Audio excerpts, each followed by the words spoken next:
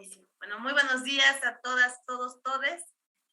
Un agradecimiento especial a la organización de este importante encuentro que definitivamente nos va a generar muy buenas experiencias, nos va a compartir buenas experiencias, nos va a generar buena información y por supuesto nos permite a las defensorías del pueblo dar nuestro punto de vista, nuestra opinión y también poder ir haciéndonos cuestionamientos que los voy a dirigir hacia la mesa, también planteando algunas posiciones institucionales eh, respecto a cómo deberíamos o cómo entendemos desde el campo, desde la práctica, la gestión de conflictividad.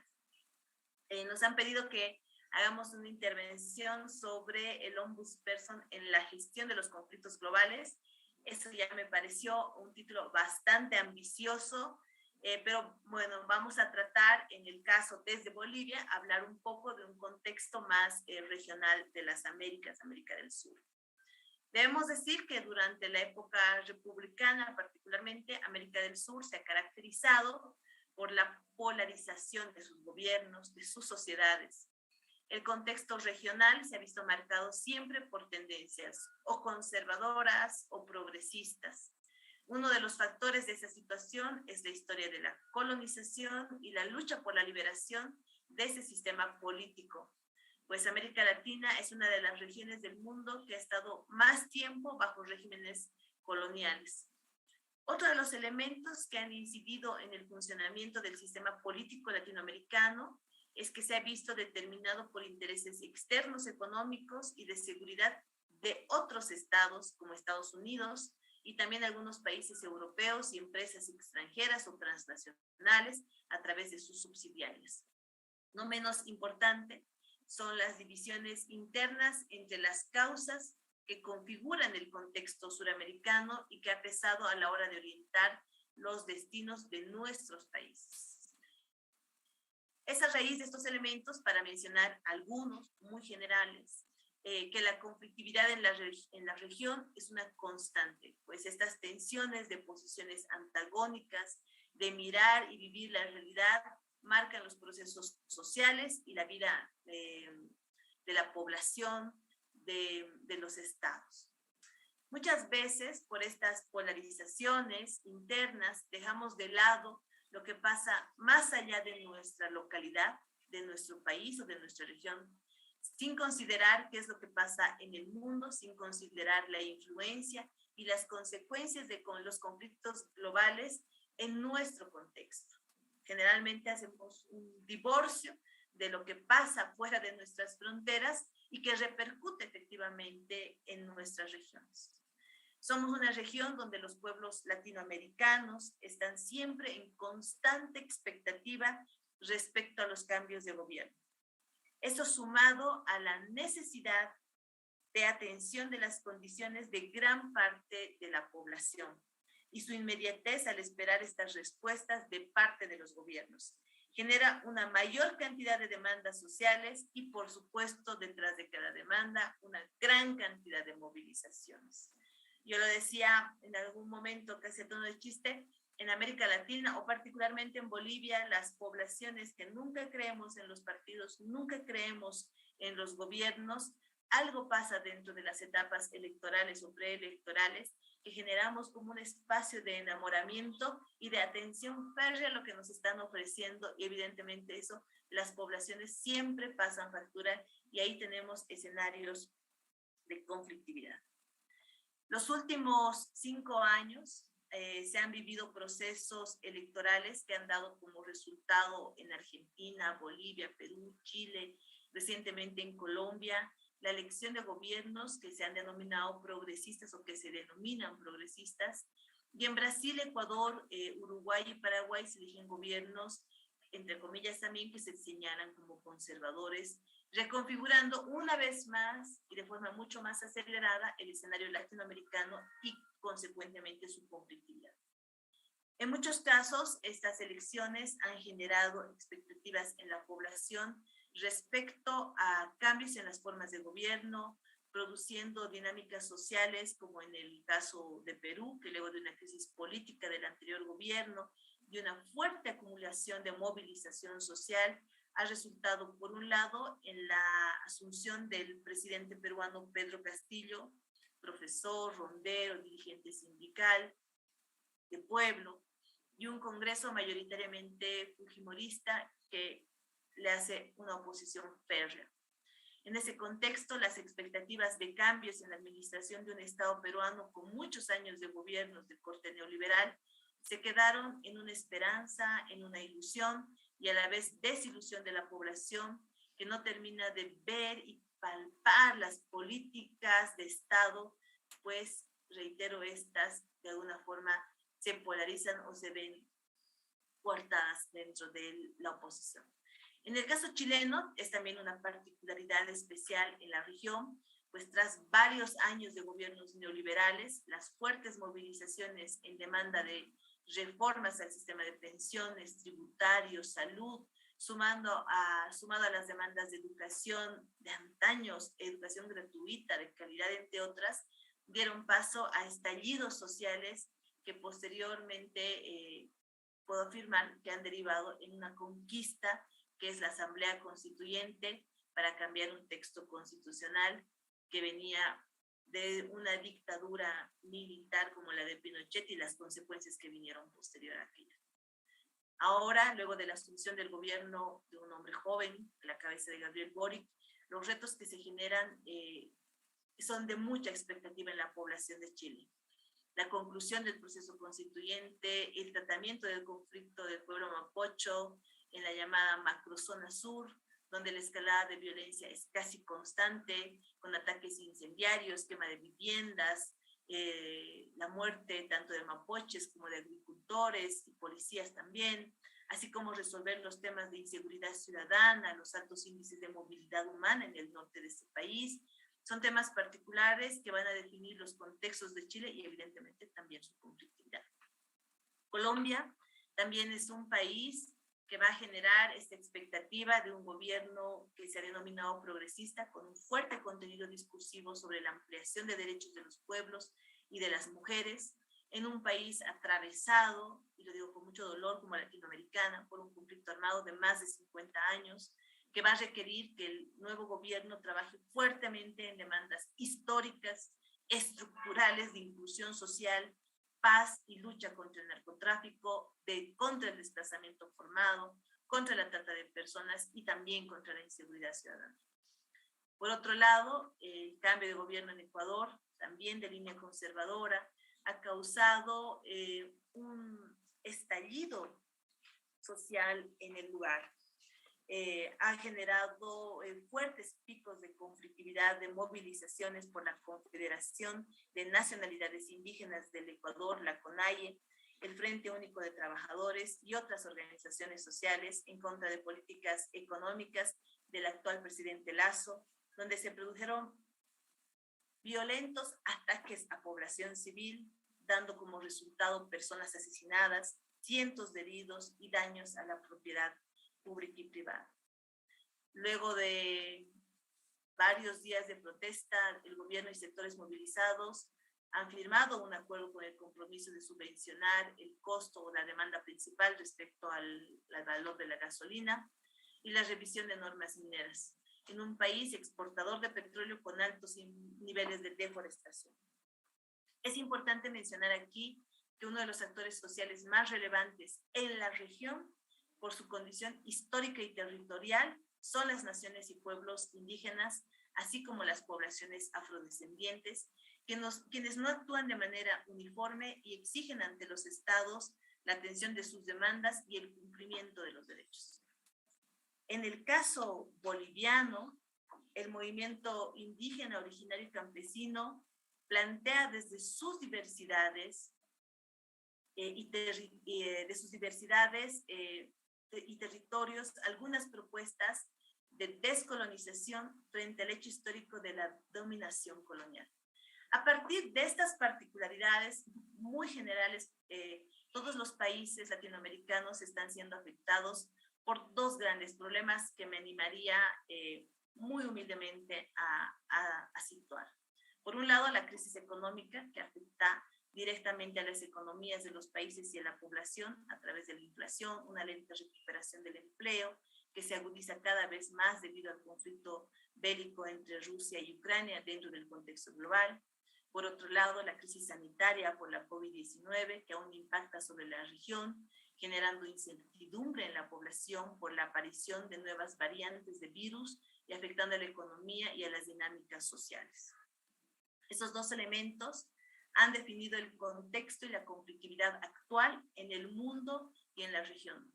Antes del 2020, Sudamérica vivió grandes concentraciones, movilizaciones por el descontexto social acumulado en diversos países. Los he citado, Chile, Perú, Bolivia, pero la pandemia ha generado que estas crisis políticas de alguna forma se encuentren un poco adormecidas y ya post pandemia nos están planteando nuevas dinámicas. Vemos que las consecuencias económicas de la crisis sanitaria nos dejaron en una situación más precaria y aquí hay que reconocer que ningún estado, yo diré desde mi país, el peor ejemplo, ningún estado ha podido superar o responder de manera adecuada al fenómeno mundial, constatando y develando una vez más la falta de atención de los estados hacia la población o su capacidad de resolución ante una emergencia como la que vivimos recientemente. Esa falta de atención que se ha hecho aún más evidente durante una crisis sanitaria ha provocado que la población deje de creer en las instituciones y las capacidades de resolver sus problemas, poniendo en cuestión la institucionalidad del Estado y su propio funcionamiento.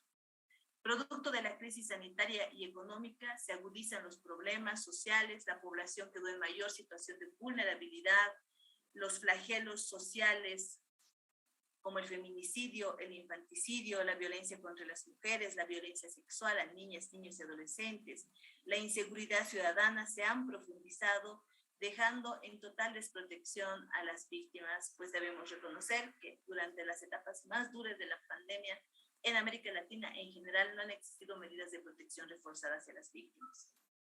Frente a estas situaciones, los pueblos se reorganizan, se articulan y retoman las luchas, reivindicaciones y demandas en medio del temor del contagio por la COVID-19, pero frente a una realidad que golpea diariamente a la sociedad y en particular a los sectores en situación de vulnerabilidad y a las grandes mayorías empobrecidas. Antes de la pandemia, reitero, los problemas estructurales sobre lo que giraba las demandas de la población y el interés de los gobiernos y sus políticas públicas tenían que ver con problemas como la extrema pobreza, la desigualdad en el acceso a los recursos naturales y aspectos relacionados con la salud, la educación y la protección social. Sin embargo, luego de la crisis sanitaria, estos problemas se han agudizado y han aumentado las desigualdades, la pobreza entre los grupos sociales. La población nuevamente comienza a verse involucrada en conflictos sociales cotidianos en busca de respuestas por parte del Estado en un sinfín y diversificado tipo de conflictos locales. En estos conflictos locales cotidianos se busca una sobrevivencia, la mejora de condiciones de vida, se va acumulando en la población y esas dan pie a la configuración de nuevas demandas estructurales que generan situaciones de crisis dentro de los conflictos sociales. Todo ello coloca a la región en una situación compleja, con relaciones desiguales de poder, donde es imprescindible repensar también el papel de las defensorías del pueblo. Ahora voy a bajar un poco a la experiencia que tenemos dentro de Bolivia y voy a iniciar con un comentario previo. Mi persona ha sido la primera mujer jefa de conflictos de la Defensoría del Pueblo de Bolivia, porque se creía que las mujeres no debíamos estar expuestas a las crisis, porque generalmente dentro de las Defensorías del Pueblo, particularmente en la de Bolivia, no se trabaja mucho en la prevención del conflicto, porque nuestra sociedad no nos da tiempo para trabajar mucho en aquello, sino que van y los conflictos se acumulan y generalmente llegan a crisis. Y ahí muchos de los cursos, de las capacitaciones y de toda la teoría de conflictos les digo con mucho respeto, en la realidad y en cancha quedan superados.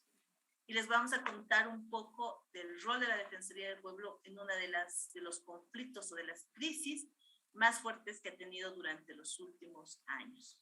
Y que debo decir, ningún conflictólogo, conflictóloga, ningún analista político había siquiera imaginado que podía concluir en lo que ha sucedido en mi país.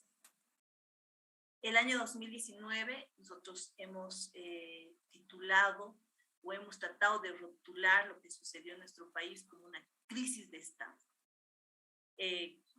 Pero esta no surge en 2019. El antecedente más o menos visible e identificable surge el año 2016, cuando un fallo judicial trata de resolver un problema político que comenzaba a develar y agudizar la polarización del país. Por supuesto, ese no pudo dar respuesta a la controversia, y eso también es importante resaltar. Generalmente se piensa que el sistema de justicia va a resolver los conflictos políticos o los conflictos sociales, y es el peor error que se comete. En Bolivia lo pudimos constatar así. Este fallo judicial no respondió a la controversia. En ese momento, la institucionalidad del sistema de justicia, representado en un órgano de poder, el órgano judicial, dejó de ser visto como un actor válido para resolver ese conflicto que teníamos ya instalado. Posteriormente, el año 2019, luego de las elecciones nacionales de octubre del año 2019, el Tribunal Supremo Electoral, como parte del órgano electoral plurinacional, es cuestionado. Se genera todo un discurso y un plan de descrédito respecto al trabajo que podía realizar el tribunal, y por supuesto hay que reconocer que el tribunal tampoco tuvo la capacidad para responder o salir al frente ante lo que se estaba demandando desde las polarizaciones que teníamos en nuestra sociedad. En ese momento vemos que otro órgano de poder de alguna forma se quedaba en descrédito para resolver este gran conflicto que estaba gestando desde el 2016 o un poco más. Luego vemos la intervención de un órgano ejecutivo, que era un actor dentro del conflicto político, donde los llamados a la pacificación de sectores movilizados, y debemos decir, un órgano ejecutivo con bastante experiencia, con mucha empericia en el manejo, en el uso del poder, ya no era un actor válido o suficiente para poder resolver o atender el conflicto que se había generado, la polarización instalada en el país, y por tanto veíamos que era un tercer órgano que de alguna forma estaba siendo invalidado para la atención de lo que estaba pasando en nuestro país. A partir de eso se incrementan en el país primero enfrentamientos, la escalada de violencia entre sectores políticamente contrarios, se agudiza la demanda por nuevos procesos electorales, nuevas elecciones, se politiza absolutamente toda la movilización en periodos de renuncia del expresidente, del presidente de ese momento, y en ese momento también intervienen las fuerzas del orden, de la policía boliviana y de las Fuerzas Armadas, que culminan o terminan de enterrar de alguna forma el Estado de Derecho, el Estado constitucional, con la renuncia forzada del expresidente Morales. Con esta renuncia, las condiciones o cómo se van generando dentro del órgano legislativo no permiten atender de forma clara el conflicto que se estaba desarrollando en nuestro país. Nosotros desde la Defensoría del Pueblo hemos sido testigos de los sabotajes desde policía, fuerzas armadas, fuerzas políticas dentro del Parlamento, de sabotear las sesiones de la propia Asamblea Legislativa, y ahí vemos que en ese desamparo, en esa caída de órganos de poder judicial, electoral, ejecutivo, se estaba tratando de jalar al último órgano de poder que quedaba instalado en nuestro país, que era el legislativo. Y ahí vemos, y ahí por eso nosotros lo titulamos como la crisis de Estado, porque veíamos que los pilares fundamentales que tenían una suerte de representación de la población, que en ese momento en parte se estaba sintiendo movilizada, estaba movilizada y enfrentada, pues no había ninguna instancia estatal que le pueda responder. No había ningún actor válido que pueda resolver este conflicto político ya, totalmente político, donde toda la institucionalidad del Estado ya había sido cuestionada, la polarización del país atravesó absolutamente todo, economía, política, trabajo, familia, todos los ámbitos de la vida, el actuar, incluso la propia Defensoría del Pueblo. Tenía un rol bastante limitado. Y ahí nosotros por bastante tiempo escuchamos que era la Defensoría del Pueblo la que debía instalar una mesa de negociación, una mesa de diálogo.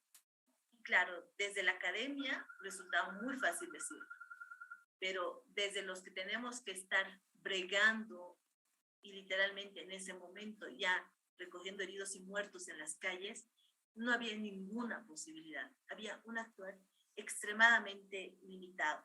Quedamos en medio de una polarización y enfrentada a esta polarización desde la propia institución. Durante esos días de confrontación, violencia, tensión en casi todo el país, grupos movilizados a favor de una parte, a favor de otra parte, en contra del gobierno, tildaban las actuaciones de la institución defensorial, como nos pasa a todas las defensorías del pueblo. Si no estamos complacientes con un sector, somos del otro, si no estamos del otro, somos del sector primero, etc. Entonces, en este tipo de situaciones que se da en América Latina, que se da particularmente en nuestras regiones, el accionar del diálogo, de la resolución de conflictos, realmente queda muy limitado para las instituciones nacionales de derechos humanos. Y ahí nosotros nos preguntamos, es una pregunta que todavía no hemos podido responder y es, ¿cuál es el rol de la Defensoría del Pueblo en estos conflictos sociales que llegan a ser de pugna del poder político y que llegan a su fase máxima de crisis? No es algo que solo le ha pasado a Bolivia, es algo que sucede en la región en mayor y menor intensidad. Y ahí, ¿cuál es nuestro rol? Con todas las limitaciones reales que tenemos. Porque nosotros no vamos a ir a resolver el problema de una familia, de la herencia de 5 hijos. No, estamos yendo a resolver conflictos que se están llevando vida de la gente, conflictos que se están jugando los destinos de un país, los destinos de las poblaciones. En ese momento, y yo, si tuviéramos que pasar por una situación parecida, podríamos tomar la misma decisión. Y en ese momento, el único rol de la Defensoría del Pueblo que podía asumir y que lo asumiríamos nuevamente es ponernos del lado de las víctimas, porque ya en ese tipo de escenarios se configuran víctimas. Y en ese marco, desde la Defensoría del Pueblo, en ese accionar particular, nos dedicamos a atender todo lo que está a nuestro alcance. Nos dedicamos casi y en términos reales a recoger muertos. Nos dedicamos casi a auxiliar heridos. Nos dedicamos a procurar a generar la mayor cantidad de información fidedigna que se encontraba en territorio, exponiendo nuestras vidas. Hubiera sido más fácil sentarnos en nuestros escritorios, convocar reiteradamente y en un sinfín de oportunidades a procesos de diálogo que sabíamos que eran infructuosos, pero decidimos salir hacia las calles y estar con las víctimas, apoyar a las víctimas y recoger en ese momento a las víctimas con todas esas limitaciones y en ese contexto que nos encontramos. Creemos que en ese tipo de situaciones las defensorías del pueblo no tienen mucha mayor capacidad de acción ante estos conflictos que se van dando. Seguramente la experiencia de lo que vamos a escuchar también el día de hoy nos podrá revelar qué más se pudo hacer. Creo que eso es importante hablarlo como instituciones nacionales de derechos humanos, reitero, ante una América Latina que está en constante conflicto.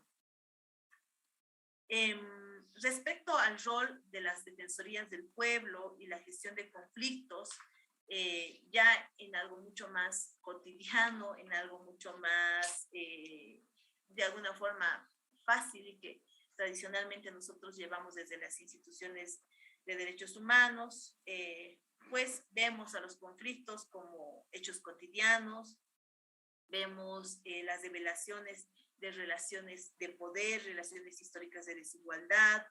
Es por ello que también desde el análisis de conflictividad en Bolivia vemos que que los conflictos igual tienen que ser analizados en cuanto a su forma de resolución. Porque también hemos aprendido con el tiempo que tratar de apagar el conflicto o tratar de disolver el conflicto solamente puede llevar a retrocesos en la lucha por demandas sociales de sectores históricamente excluidos, discriminados, oprimidos dentro de un sistema de dominaciones que es latente en nuestra América Latina. Muchos de estos conflictos estructurales por los que atravesamos como sociedad, que tienen profundas raíces en la desigualdad, que genera discriminación, violencia, explotación, vulneración de derechos, exigen de las defensorías del pueblo un posicionamiento institucional que va más allá, reitero nuevamente, de solamente ir a resolver o ir a disolver ese conflicto, sino nos está exigiendo a un análisis más profundo para ver cuál va a ser el camino correcto en una labor mucho más fundamental, que es la defensa de los derechos fundamentales del pueblo. Los conflictos sociales que enfrentan posiciones estructurales de los sistemas de dominación, colonia, patriarcado, de clases sociales, nos obligan a tomar una posición desde la perspectiva de los derechos humanos respecto a cómo se deben gestionar los conflictos. Debemos analizar por dónde se deben atender estos conflictos, considerando que el trabajo y exigencia puede permitir no solo una gestión de la conflictividad, sino además trabajos de prevención. Asimismo, el contexto y la conflictividad de nuestra región, donde la institucionalidad del Estado está en cuestión, nos convoca como defensorías del pueblo a preguntarnos si las actuales formas de organización estatal vigentes son consideradas válidas o suficientes para la sociedad para cumplir ese rol de dirección, de administración, de control de la sociedad.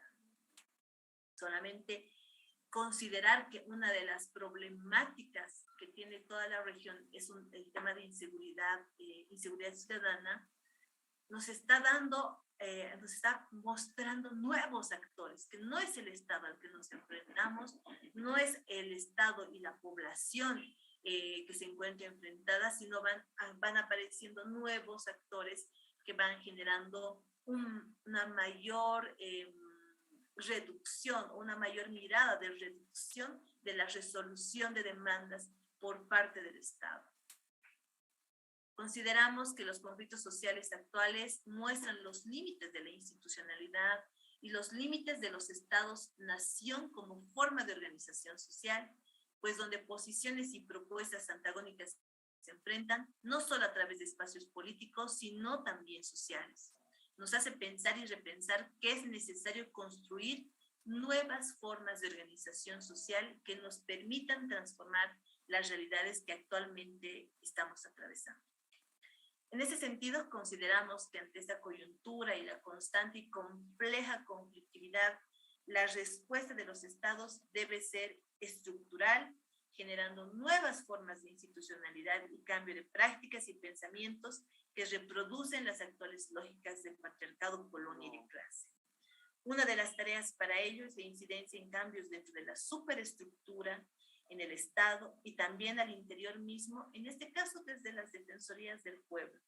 Pensar en nuevas formas de administración pública, de construyendo lógicas y prácticas que se han mantenido a lo largo de estas décadas o siglos. Desde Bolivia, reconocemos la necesidad de transformar esta realidad y hemos asumido institucionalmente la posibilidad de imaginar y construir mundos mejores, más justos para todas y todos, de plantear la descolonización y la despatriarcalización como caminos de construcción de un nuevo Estado y la construcción de nuevas formas de gestión de Estado y, por supuesto, de la conflictividad que se va generando alrededor del Estado.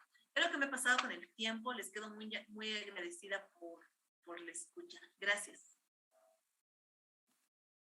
Gracias, doctora. Excelente intervención. Ahora le damos la palabra al señor Jorge Enrique Calero Chacón. Jorge Enrique, el tiempo es todo tuyo. Unos 25 minutos para ser justos y al mismo tiempo que a la defensora. Gracias. Muchas gracias. Muchas gracias, estimado Carlos. Un saludo afectuoso en esta mañana y con los buenos días, además de saludar a Alberto Castro. Ya lo primero, expresarle desde Colombia el saludo cordial, caluroso al licenciado Gabriel Sandro Saboni, defensor del pueblo de la provincia de Santa Fe, a todo el equipo organizador del Congreso Nacional, al doctor Mariano, a los integrantes de este conversatorio sobre el papel del Ombudsman en la gestión de los conflictos globales, a Catalina, a la defensora Nadia también, muchas gracias, un saludo especial a todos los ponentes y asistentes a este importante encuentro. Quería también, lo primero, expresar el agradecimiento por la invitación a participar de este Congreso Internacional de Mediación y aprovecho la oportunidad para extenderles el saludo del señor defensor del pueblo de Colombia, el doctor Carlos Camargo Asís. Bueno, Colombia tiene el concierto nacional, internacional y global en América Latina, un reconocimiento y también un conocimiento de las lógicas de conflictividad que se viven en estas tierras. El defensor del pueblo de Colombia, como también los otros ombudsman de Iberoamérica, existen solo en función de la salvaguardia de los derechos humanos y para denunciar a aquellos que violan, vulneran, amenazan ese ejercicio de los derechos humanos a partir del uso abusivo del poder. Y la Defensoría del Pueblo de Colombia, desde su creación por la Constitución Política de 1991, ha estado al servicio de la paz. Y en ese sentido ha fortalecido el papel que la Constitución y la ley le ha otorgado en esa materia como mediador entre la sociedad civil y el Estado. Y en materia de gestión de los conflictos sociales, por parte de la Defensoría del Pueblo, ese ejercicio depende de ese rol que la Constitución y la ley le da a cada Estado. Cada Estado maneja, y ya escuchamos a nuestra defensora del pueblo de Bolivia, cada Estado tiene un tipo de conflictividad, conflictos sociales, y cada Estado, desde las funciones que le otorga la Constitución y la ley a esas defensorías, a esos ombudsman, así mismo desarrolla su papel de la atención, de la mediación, de la resolución o de la transformación de esos conflictos. Pero siempre el papel del ombudsman está enfocado a impulsar la efectividad de los derechos humanos. Para nuestro caso, como colombiano, en el caso de Colombia, tenemos un rol de mediación de los conflictos sociales a nivel regional, a nivel local, como también a nivel internacional. La Defensoría del Pueblo de Colombia, que nació con la Constitución Política de 1991, es una institución que nació en un país perturbado, un país afectado por un conflicto armado interno. Ayer hablaba con Mariano y él quería que pudiésemos también compartir cómo ha sido ese desarrollo de la gestión defensorial en el marco de un conflicto armado que ha tenido también resonancia y ha tenido un efecto a nivel global y a nivel de Latinoamérica. Y durante toda la existencia de esta Defensoría del Pueblo, se ha sido testigo de los horrores y la crueldad de la guerra interna, pero también hemos sido testigos de los esfuerzos del gobierno, de los diferentes gobiernos, de buscar y de alcanzar la paz. En Colombia, la Constitución Política establece en su artículo 22 que la paz es un derecho y un deber de obligatorio cumplimiento.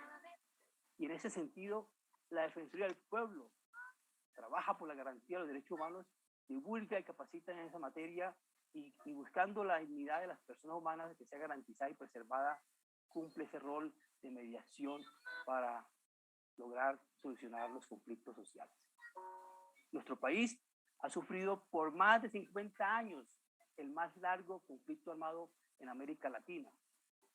Y este conflicto armado surgió de un conflicto civil, de una violencia bipartidista, de una lucha por las tierras, de la desigualdad y la pobreza. En los años 60 se crearon las dos guerrillas, la FARC y el ELN, luego el EPL, el M-19. Luego en los 80 surgieron los grupos paramilitares o grupos de autodefensas que ejercieron una acción contra insurgentes y se sumaron al conflicto que ya venía desarrollándose entre guerrillas y el Estado y que fueron financiados por el narcotráfico. Ese periodo de confrontación y de guerra y de conflicto armado ha sido un periodo de horror, de violencias y de crímenes de todo tipo que afectan la vida y la integridad, la libertad y los derechos fundamentales de los colombianos. El asesinato, la desaparición, el secuestro, la extorsión, el reclutamiento de niños y niñas, las masacres, el desplazamiento masivo. Más de 8 millones de desplazados tiene este país. Accidentes por mina antipersonal, los atentados contra la infraestructura petrolera, eléctrica y comunicación, los ataques indiscriminados contra la fuerza pública que afectaban gravemente a la población civil. Es decir, este conflicto armado que se vivió en el país también tuvo sus efectos y se propagó más allá de esas fronteras porque se fue regionalizando. En un momento la seguridad de los países vecinos se vio en riesgo y Colombia empezó a sentirse aislada. Y desde 1982, los diferentes gobiernos de Colombia hicieron esfuerzos por lograr negociaciones de paz con los diferentes grupos guerrilleros, con la FARC y el ELN, pero ninguno de ellos tuvo resultados positivos. No avanzaron significativamente porque no encontraron puntos de acuerdo.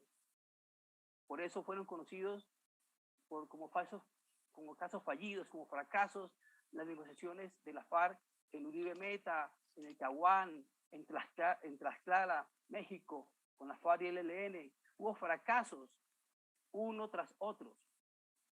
Pero luego de esos fracasos, y el último en el año 2002, con la FARC, el gobierno nacional comenzó un nuevo proceso de paz en el año 2012, el cual duró un poco más de 4 años, que se desarrolló en La Habana con el fin de ponerle fin al conflicto armado.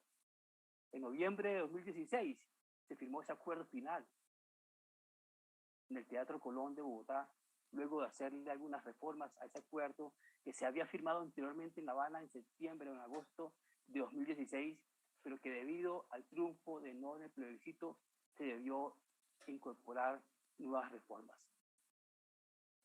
Este fue un proceso difícil también, un proceso complejo, pero que tuvo avances significativos y fue posible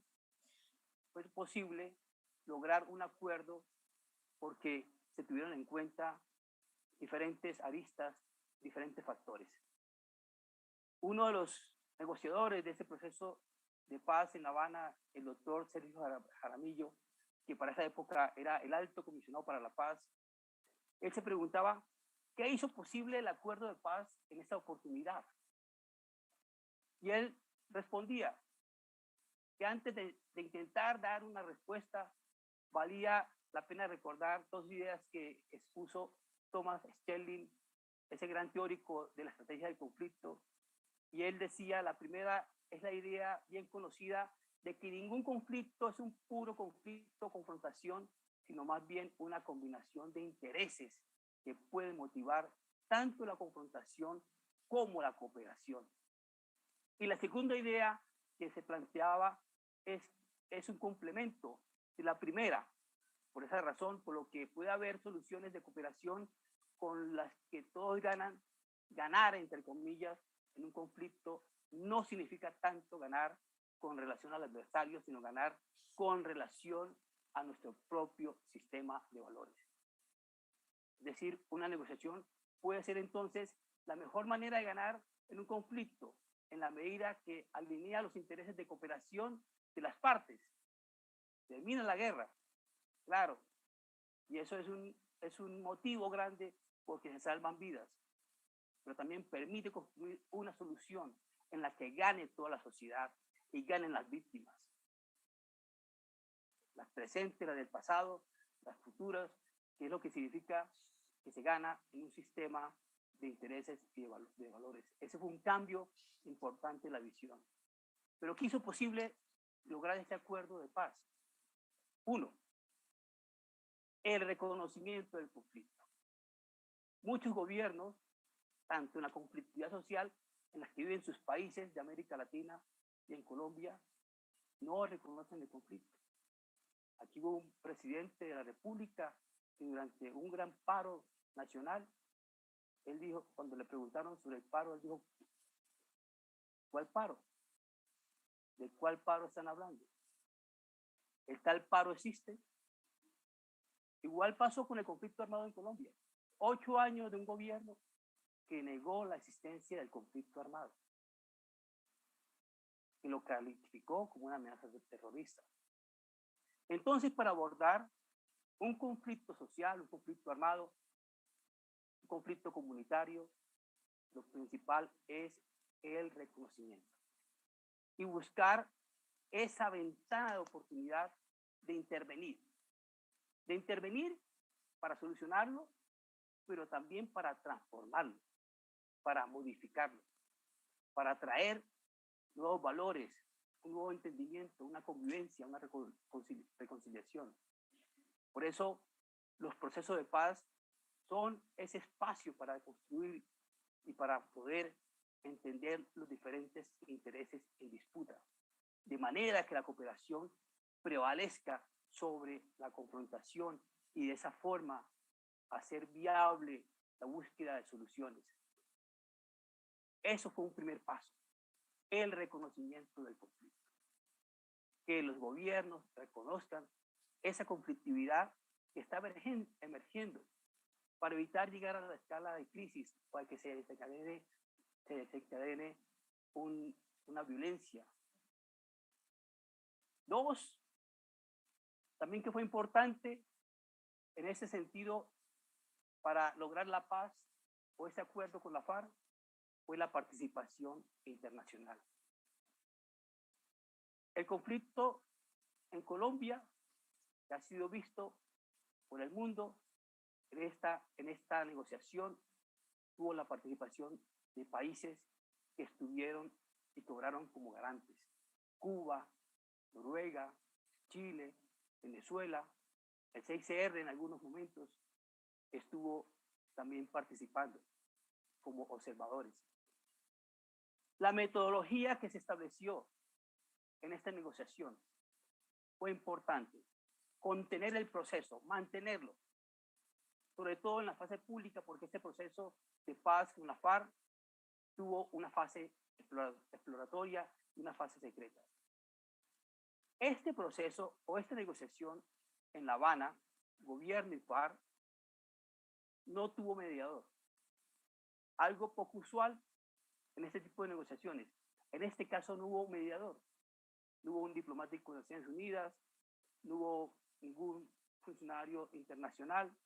Las discusiones, los debates fueron directamente entre el gobierno y la FARC, la constitución del documento de acuerdo, y esto logró darle una sostenibilidad a este punto.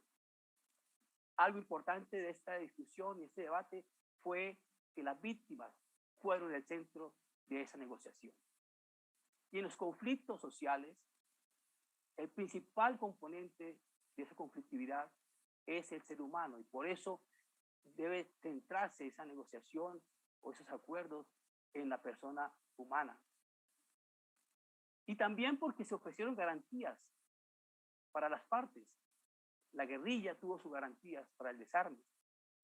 Hubo avances también en el acuerdo contemplar garantías en relación con la reforma rural integral, en la participación en política, en los derechos de las víctimas, en los derechos de las organizaciones sociales, en la lucha contra la droga.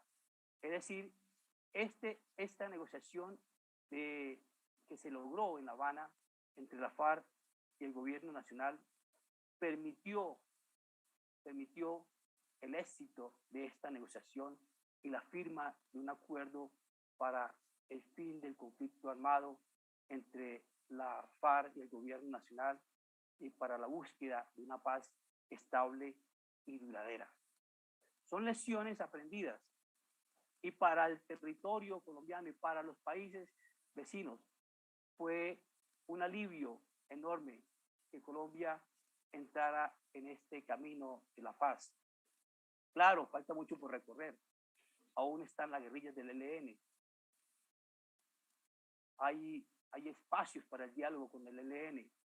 Hay la conformación de grupos disidentes, de grupos armados organizados, con los cuales también se lucha en estos momentos. Pero este acuerdo entre el gobierno y la FARC fue un modelo importante de negociación que permitió avanzar y lograr construir un espacio de diálogo, de debate y de participación importante. Ahora, ¿cuál ha sido el rol de la Defensoría del Pueblo de Colombia en materia de la participación en el conflicto? En varios campos de acción se ha desarrollado esta Defensoría desde su creación en el año 1991 y luego en su estructuración y organización con la Ley 24 de 1992. Y un papel importante que ha cumplido la Defensoría del Pueblo es la mediación en los conflictos sociales. Un proceso a través del cual la Defensoría interviene para que se pueda buscar opciones, encontrar alternativas, llegar a un mutuo acuerdo entre las partes para que se puedan satisfacer las necesidades de una u otra. Esa mediación que busca la prevención de las violaciones de los derechos humanos ha sido desarrollada durante estos 30 años de existencia de la Defensoría del Pueblo y se ha actuado de esa manera para lograr resolver las situaciones de confrontación, de controversias entre las partes. Y en el marco del conflicto armado también ha desarrollado un papel de mediación humanitaria, una mediación de carácter humanitaria donde ha podido intervenir durante mucho tiempo en la liberación de personas secuestradas, que ha actuado también en los casos de las tomas de instalaciones públicas o privadas por parte de grupos o comunidades, ha desarrollado acercamientos con las partes en los motines o situaciones que se presentan en los centros de reclusión o en las situaciones que se viven en muchos sectores del país, donde en los casos donde hay operativos de erradicación de cultivo de uso ilícito, la Defensoría del Pueblo ha intervenido para lograr la liberación de las personas retenidas por parte de las comunidades campesinas y ha hecho una labor importante también en materia de prevención y las violaciones de los derechos humanos a través del sistema de alertas tempranas, ha promovido una cultura de paz, ha hecho aportes importantes para la vinculación de los niños y niñas del conflicto armado. Y ahora, muy bien, estamos observando en este momento que vive el país y en una etapa en la cual la Defensoría del Pueblo ha estado muy sintonizada con la problemática social de Colombia y en un mundo globalizado donde los conflictos sociales traspasan las fronteras y el activismo digital permite visibilizar en tiempo real lo que pasa en el mundo. Creemos que las acciones que permiten a las defensorías, a los ombudsman, aportar a esta situación de conflictividad social, tendría que ver con los siguientes aspectos. Uno, en el tema de las garantías de derechos humanos.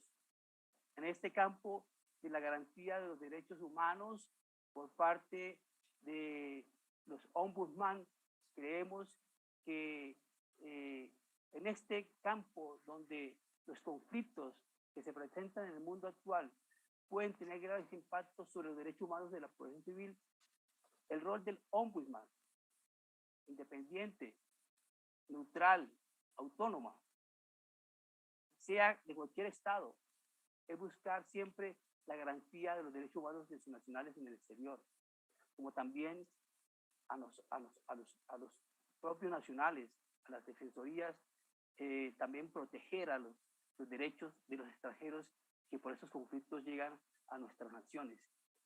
Que haya esa protección, que se logre atender los derechos de estas personas cuando en el exterior se ven involucradas en situaciones de conflictividad social. El acompañamiento en las manifestaciones locales de los conflictos globales. También allí el rol de las defensorías, el rol del ombudsman es importante. En los conflictos globales, como es el caso de los conflictos medioambientales, por lo general tienen impacto o manifestación en los ámbitos locales, cambio climático, la conservación de la Amazonía, la protección del agua. En estos casos, los ombudsman, las defensorías, están llamadas a acompañar esos procesos de manifestación social, de protesta, que estas defensorías pueden también acompañar los escenarios de diálogo que surjan en los mismos conflictos, en las mismas manifestaciones, lo cual puede permitir avances en lo local, pero también avances a nivel internacional. Otro rol que pueden cumplir también los ombudsman en Latinoamérica o en Iberoamérica es la promoción y divulgación de los derechos humanos, donde vemos que es importante seguir fortaleciendo ese papel desde la función de la promoción, de la capacitación, de la formación y divulgación de los derechos humanos, trabajando con los diferentes grupos sociales, con los diferentes grupos políticos, con los líderes comunales, comunitarios, con los periodistas, garantizando la libertad de expresión, el derecho a la igualdad ante la ley y la no discriminación, promoviendo el diálogo social como el mecanismo para transformar los conflictos sociales. Ese es un campo importante que debe seguir avanzando las defensorías en Iberoamérica. La comprensión de los conflictos, lo decía la defensora de Bolivia, más que acompañar, de participar en esos conflictos, es analizar, comprender los conflictos, la dinámica social, la dinámica de conflictos sociales a nivel global, que pueden afectar también a nivel territorial, porque suelen tener algunos patrones que se replican en diferentes naciones, y por lo tanto un rol importante que puede tener el ombudsman es el análisis y la comprensión de las dinámicas de los conflictos sociales en otros países, cómo se están desarrollando, cómo se están atendiendo, cómo actúa la autoridad, cómo actúa la fuerza pública ante esas manifestaciones, esas protestas o diferentes tipos de protestas, plantones, bloqueos, y que se replican muchas veces esos comportamientos en nuestros territorios o que son también llevados a otros territorios. Hacer este ejercicio permite observarlos y prevenirlos para evitar la escalada de los conflictos a escenarios de violencia.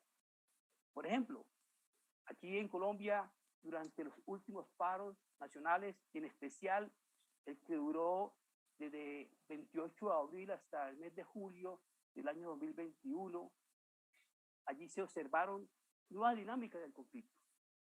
No habían líderes visibles. Era un colectivo sin un liderazgo. Se preguntaba quién es el líder, quién es el vocero de esta protesta. Todos somos los líderes, todos somos los voceros. Se hablaba de asamblea popular. Las primeras líneas, digamos, fue una experiencia que se vivió en Chile y que Colombia la trajo en el paro nacional, en los paros anteriores o protestas anteriores, y donde se encontraron que estos jóvenes que decían que no había liderazgo, no tenían voceros, que representaban a toda la comunidad, su papel era defender a los manifestantes frente a una agresión de la fuerza pública. Estos modelos que se replican, las primeras líneas, el estallido social, el activismo digital.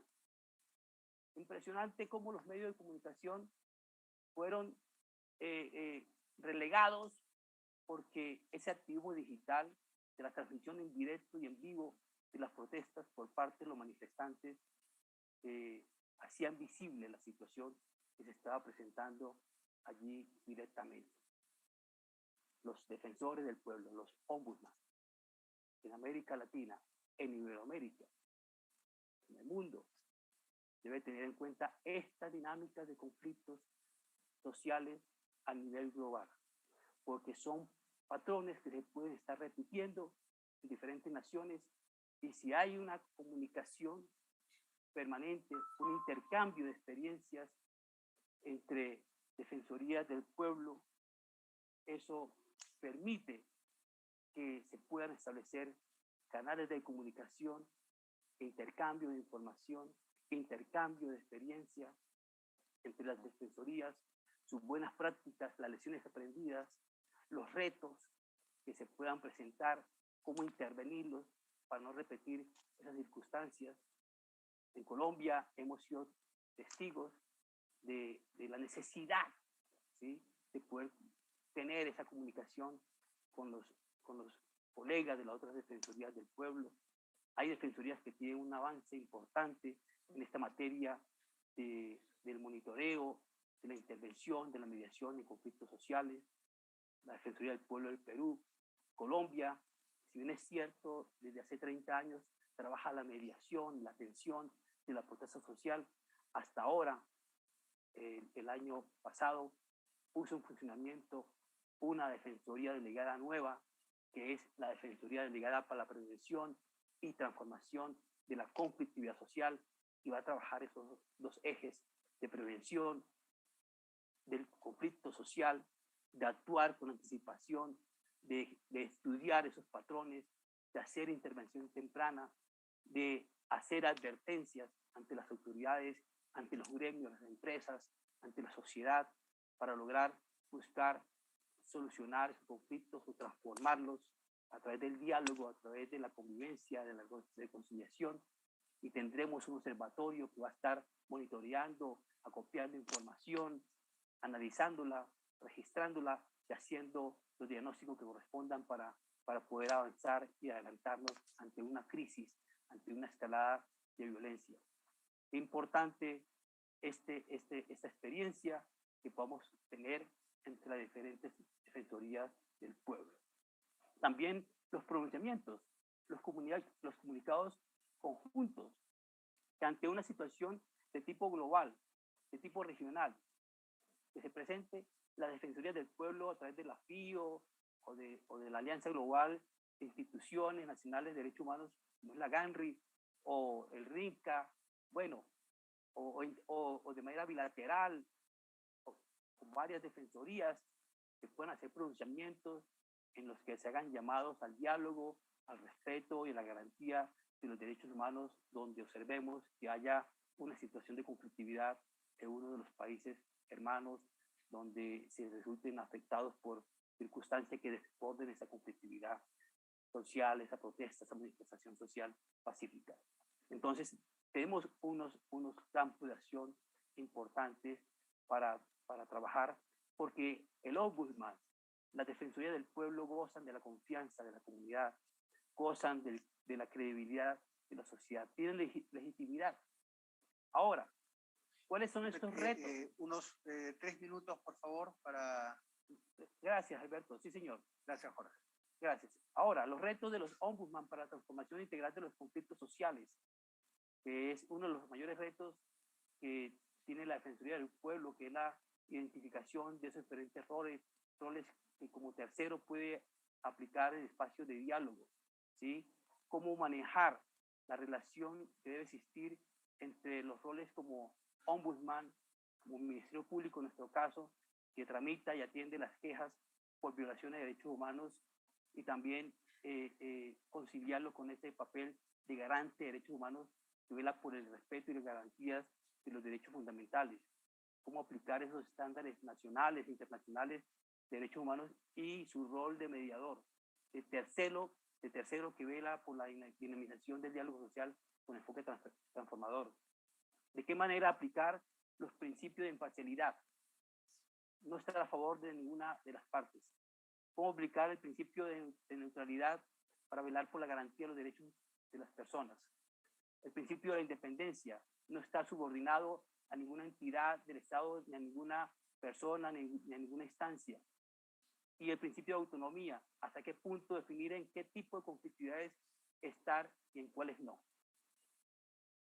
Esos son aspectos claves para nuestra reflexión, y les agradezco enormemente a la Defensoría del Pueblo de Santa Fe por la invitación de participar en este conversatorio y en este congreso internacional.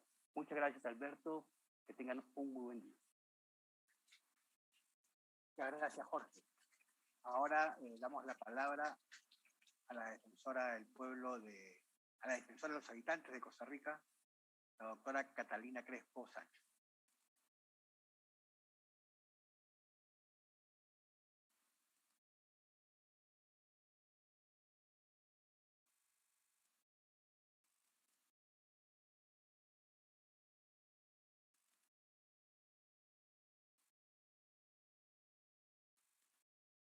Bueno, estamos a la espera de la conexión de la defensora de los habitantes de Costa Rica.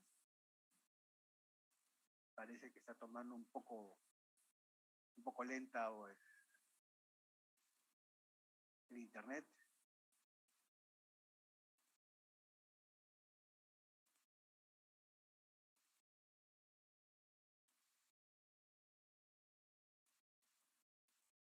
Sí, a ver, pero efectivamente, mientras esperamos la conexión de la defensora de los habitantes de Costa Rica, es interesante resaltar cómo el rol o el contexto de conflictividad y de desigualdad en el continente perfila de manera particular el rol mediador de la Defensoría del Pueblo.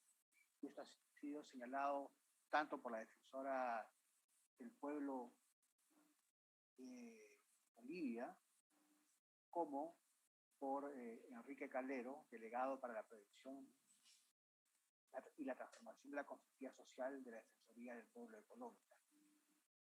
Y esto marca una diferencia, creo que práctica y además conceptual, teórica, que vale la pena profundizar respecto de otras defensorías del pueblo, básicamente en otras latitudes, como por ejemplo los defensores del pueblo de países europeos, en donde estamos frente a democracias más consolidadas y no existe este nivel de conflictividad y de desigualdad y proceso de construcción de ciudadanía, de fortalecimiento del sistema democrático que marca el derrotero político en nuestros países y determina una serie de problemas comunes. Entonces, creo que podemos identificar claramente cómo, si bien el defensor del pueblo, a la institución del defensor del pueblo se le reconoce un rol mediador cada vez más importante en la solución de conflictos, porque efectivamente, como bien han señalado ambos expositores, el conflicto se da a partir de una relación asimétrica de poder. Y debemos recordar que digamos, la composición, la naturaleza del Estado, de la administración pública, hacen que haya una relación asimétrica de poder entre los ciudadanos y la administración del Estado. Y el rol precisamente de la Defensoría del Pueblo es mediar para que ante esa asimetría de poder no se cometan abusos, vulneración de derechos que escalen el conflicto. Y es a propósito de esta reflexión que, si bien es cierto, cuando se habla del rol mediador, sobre todo en los países europeos, estamos frente al rol, se reconoce el rol mediador de la Defensoría del Pueblo, pero respecto a su intervención ante casos individuales. Entonces, claro, frente a una vulneración concreta de un derecho o a la mala actuación de la administración pública que puede generar un perjuicio al administrado, entonces los ombudsman intervienen para mediar ahí donde está surgiendo un conflicto específico que atenta contra los derechos de los intereses ciudadanos para buscar una solución amistosa sin que se genere un perjuicio al ciudadano. Entonces, es interesante cómo se ha señalado acá, en América Latina ese rol mediador trasciende la esfera individual y pone un acento particular a las funciones que se asignan a la Defensoría del Pueblo como institución de defensora de derechos humanos. Creo que estamos ya con la defensora de los habitantes de Costa Rica, con Catalina Crespo.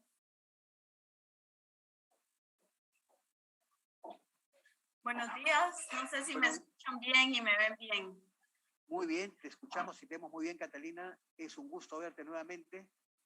Hola Alberto, hola a todos los que nos están acompañando, más bien un gusto. Sin más, Catalina, te cedo la palabra por espacio de 25-30 minutos. Sí, gracias. Bueno, muchísimas gracias. Hoy el tema que quería hablar con ustedes es el tema de la prevención de los conflictos y de las guerras.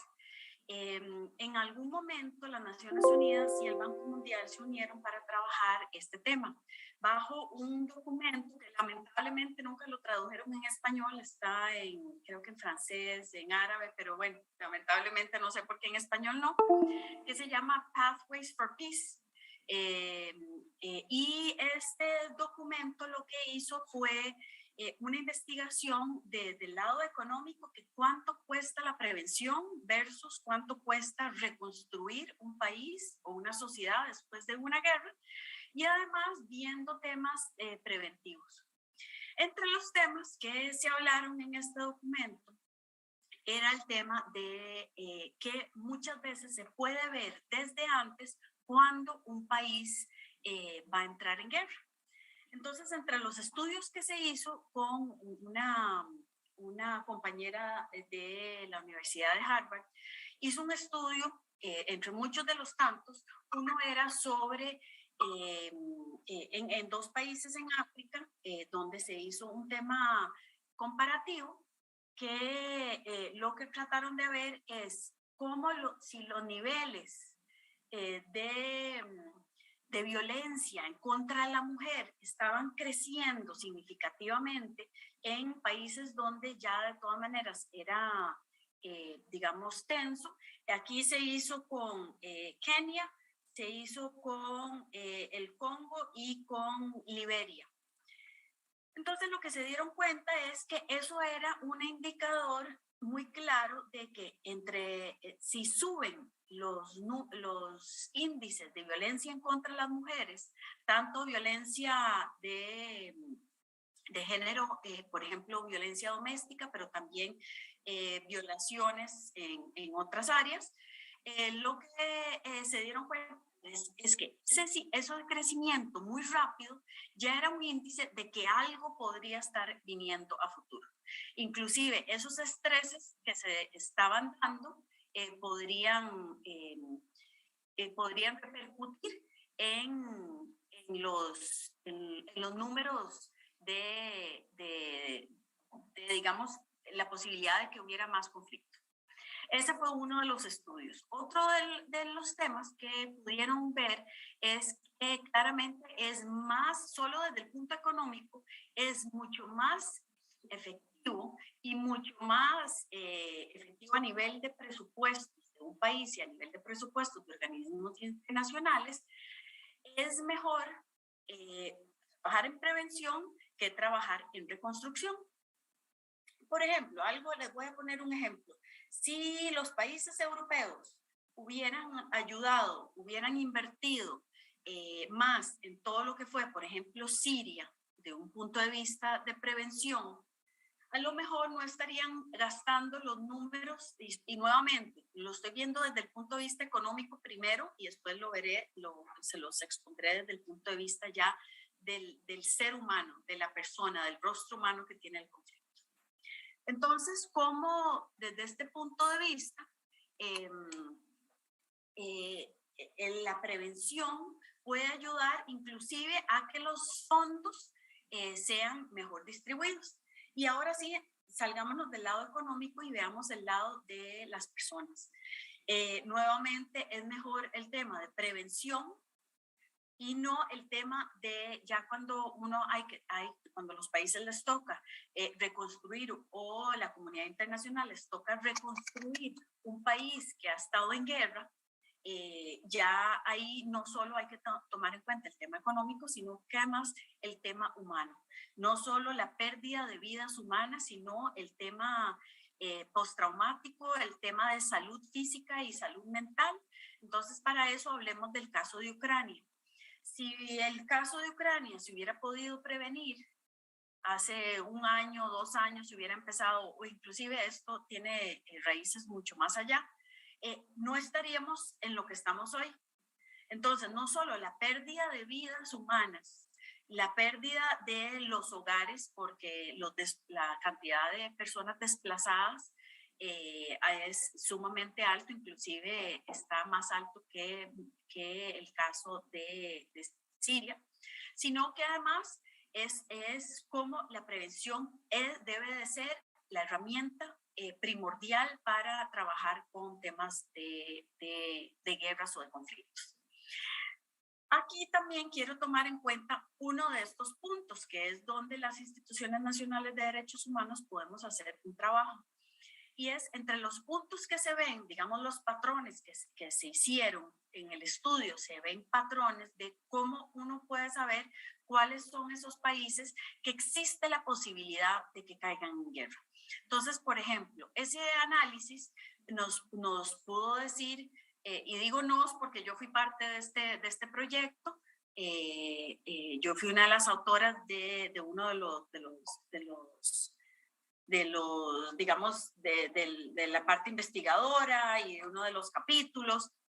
Y lo que nos está diciendo es que cuando las instituciones empiezan a debilitar, el debilitamiento de la institucionalidad de un país ya es una luz roja. Y eso es uno de los tantos patrones que deberíamos de poner atención. Ahí sí se hace una diferencia entre lo que se percibe que es un debilitamiento o la realidad. Lo que se ha visto en los estudios es que no importa tanto la realidad, sino lo que el pueblo o lo que la gente esté percibiendo. Eso es lo que se convierte en la realidad de un país. Por eso es tan peligroso quedarse, solo diferenciar, bueno, esto es un hecho, estas son las cosas que se dan y eso son solo percepciones. Las percepciones del pueblo, las percepciones de la ciudadanía son tan importantes o más importantes que, digamos, la realidad. Porque las percepciones en un colectivo se convierten en realidad. Por eso es que hay que tomar en cuenta eso.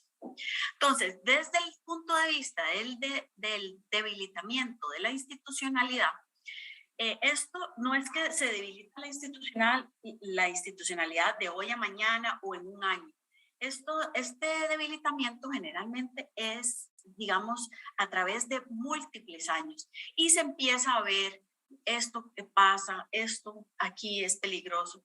Tal vez les voy a contar un poco del caso específico de Costa Rica. Costa Rica, como ustedes saben, ha sido un país históricamente respetuoso de los derechos humanos, ha sido un país con una democracia bastante robusta inclusive un país de los pocos en Latinoamérica y en el mundo que no tiene ejército. Sin embargo, desde hace unos 15 años para acá, ha empezado a sufrir un debilitamiento general de la institucionalidad. Entonces, por ejemplo, el Poder Judicial de Costa Rica, que siempre ha sido digamos, un sistema muy robusto, con mucha credibilidad, en los últimos años, por ciertos actos de corrupción que han manchado,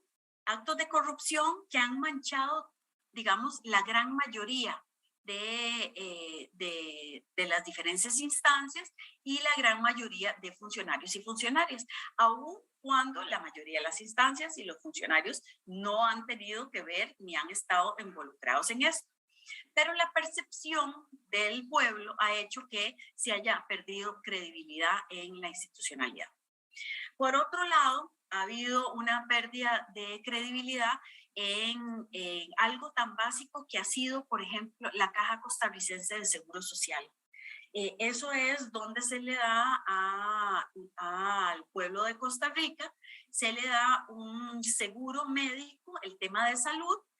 No es gratis, mucha gente dice que es gratis, no, eso se paga, pero hay un servicio muy bueno y nuevamente es un sistema muy robusto de un sistema de salud del país muy robusto. Pero en los últimos 10 años específicamente han perdido gran credibilidad, aun cuando la Caja Costarricense del Seguro Social todavía hoy en día goza de una fortaleza y la gente, inclusive mucha gente le dice la cajita. Vean el cariño que se le tiene a la institución. Pero en los últimos años, por un tema de falta de eficiencia, por temas de corrupción, por otros temas, ha perdido, y además esa falta de eficiencia que en vez de operar a la persona en los próximos 3 meses, cuando es necesario, a veces las operaciones se dan en 3 y 5 días. 3 y 5 años. Entonces, lo que ha hecho es que la gente empiece a hablar y decir, bueno, es que ya no sirve, bueno, es que, y aún cuando se está haciendo un trabajo fuerte en el tema de la salud, todavía la gente en el tema cómo se percibe, de las percepciones, ya la gente ha empezado a decir, bueno, la caja ya no es tan buena como pensábamos. Y estos son 2 ejemplos de muchos otros ejemplos. Podemos hablar del Patronato Nacional de la Infancia, que ha perdido una gran credibilidad en el cuidado de la niñez y muchas otras. De ahí que cuando existe un debilitamiento de la institucionalidad, nuevamente no es algo que pasa de un día a otro ni a un año al otro, las personas empiezan a buscar a criticar el sistema, que una crítica constructiva siempre es bienvenida, pero ya no creen en la democracia y empiezan a debilitar ese pensamiento de la importancia que tiene un Estado para darle soluciones a las y los habitantes. Les voy a contar un poco también a esto que es muy importante, que creo que lo estamos viviendo en toda Latinoamérica, y es el debilitamiento del Estado desde el punto de vista económico. La banca estatal o la banca pública en algún momento fue creada en muchos de nuestros países para darle una solución a habitantes, a ciudadanos que necesitaban pedir fondos para empezar una pequeña empresa, para comprar vivienda, para ciertas cosas, y así fue como se originó la banca pública, que era muy diferente a la banca privada. Hoy en día la banca pública aquí en Costa Rica, y yo sé que en muchos otros países en Latinoamérica también, tiene un comportamiento más parecido a la banca privada, que es muy preocupante. Entonces, lo que está pasando es que cuando el Estado no da el servicio de, por ejemplo, de préstamos para vivienda, de préstamos inclusive para hacer un pequeño emprendimiento. Y aquí estamos hablando de personas en pobreza o pobreza extrema. Cuando no tienen acceso a financiamiento, alguien más va a dar ese servicio. Y ahí es donde nosotros como instituciones nacionales de derechos humanos tenemos que ver cómo hacemos para defender y para alzar la voz por las personas, digamos, más vulnerabilizadas. Cuando el Estado no da un servicio, alguien más lo va a dar. Entonces, voy a poner el caso, salgámonos de Latinoamérica, pongámonos en el caso de Afganistán, no en Afganistán de hoy en día, sino en Afganistán de hace unos 5 o 10 años más o menos. Cuando el Estado, ¿verdad?, no podía dar esos servicios, llegaban otros grupos, que son los que hoy están en el poder en Afganistán, a dar esos servicios de seguridad y a dar esos otros servicios, en especial de temas de seguridad, que el Estado y el gobierno en ese momento no podía dar. Pongamos ahora el caso, y voy a hablar de Costa Rica, pero tal vez cada uno de ustedes tendrá su propio caso. Cuando el Estado de Costa Rica decide pasar un proyecto de ley sobre ley de usura y lo que hace es que, por un lado, la banca pública se está comportando como banca privada, entonces los habitantes en pobreza y pobreza extrema no tienen dónde ir a pedir un préstamo para cuestiones básicas, inclusive para vivienda o inclusive clase media. Ahí sí ya inclusive cae la clase media. Cuando el Estado no da esos servicios, alguien más los está dando. Aquí en Costa Rica lo que ha pasado, en especial en los últimos 3 años, que se ha vuelto todavía más fuerte, es los préstamos gota a gota. Entonces es un ente privado, una persona o un grupo de personas que hacen préstamos a niveles de interés sumamente altos, y para poder cobrar ya no es le quitamos la casa, no, sino ya empieza temas de violencia. Entonces, nuevamente, el mensaje que tiene que quedar claro es que, uno, que las percepciones son más valiosas que la realidad. Que cuando el Estado no da un servicio, alguien más lo va a dar.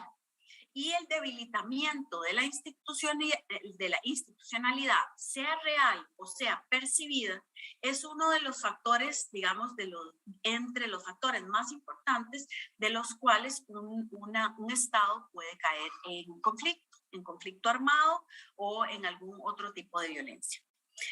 De ahí es que los roles de las instituciones de derechos humanos son tan importantes. Como instituciones que fiscalizamos y pedimos cuentas a los gobiernos, lo que podemos hacer es pedirle cuentas a los gobiernos desde el punto de vista de cómo podemos fortalecer la institucionalidad. Inclusive, cada institución tiene que tener una estrategia diferente. Generalmente las INDH trabajamos de múltiples formas. Uno es por denuncias de los habitantes y después trabajamos por, digamos, investigaciones de oficio.